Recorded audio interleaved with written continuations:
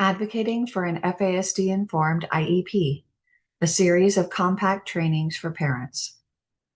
This training was originally presented to a live audience in the fall of 2024 and have been divided into smaller sections here in order for participants to access the sections they choose in the order they prefer. IEP Goals, Part 3 in the Advocating for an FASD-Informed IEP series. So goals should be considered in all areas of identified need. However, as we are considering which areas of need require goals, we also want to consider which are best addressed by accommodations and which may need additional support. For example, so if a student has prompting as an accommodation, do they really need a goal to reduce prompts? We want to make sure that the goals focus on what the student needs to improve rather than things that might be addressed via accommodations or environmental changes or things that we just wish their brains would do differently. There's a tendency to want to ensure students are as independent as possible. And while there is merit in that, we also need to consider the individual student's brain and physiological needs.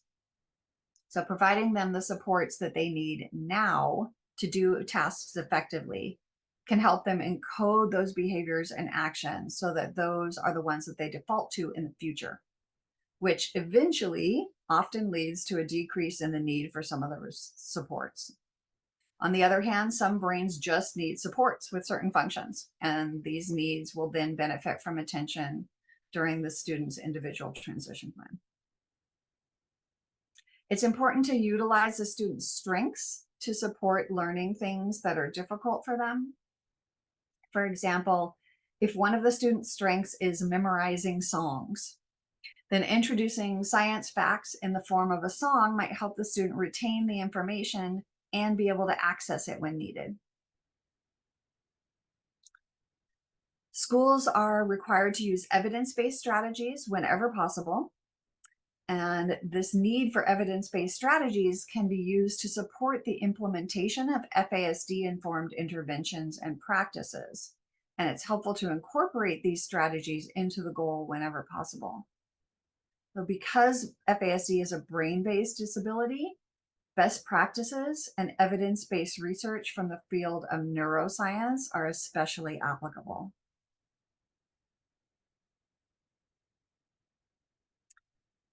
So the need for evidence-based strategies can be used to support the need for FASD-informed interventions and practices.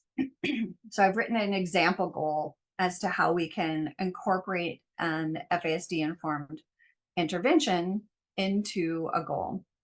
And this is just one way of writing it. It's not the only way to write this goal, but it's an example to give you an idea of how you could do this. So by August 14th of next year, after receiving no less than 15 weeks of the MILE intervention program, the student will demonstrate proficiency, defined as a minimum of 85% accuracy, with all Washington State first grade math standards on at least 2 different occasions, measured by student work samples and teacher charting. So again, it's looking at incorporating the intervention and FASD-informed interventions into the goals whenever possible, so that they are documented in the IEP as to how the student will receive the intervention that then will help them meet their goals. So additionally, we want to look at how we're measuring the goal. And with students with FASD, because of the on days and off days or on moments and off moments, it's often helpful to have fewer occasions on which they need to demonstrate mastery, because once they've demonstrated that they've got it, the idea is to move on.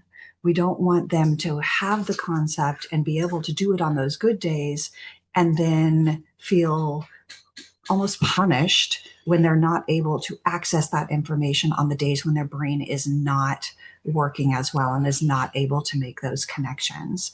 So we don't want to keep them having to do it over and over and over and over again if some days they can and some days they can't, right? So once we know that they can do it and they've mastered this skill, and that's something that's decided on with the IEP team as far as exactly how many occasions that needs to occur on, or how frequently that needs to be demonstrated. But I would encourage you to consider a smaller number than is typical, because once the student has that in their brain and we know that, then we want to be able to move on to the next subject or the next higher level task, instead of making them continue to work on something that they actually have and just can't access in that moment.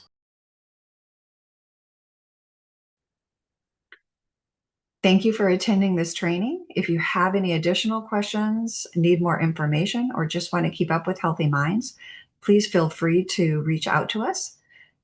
This slide has information about our website, our social media contacts, and a direct email to our founder and director, Kelly Rain Collin.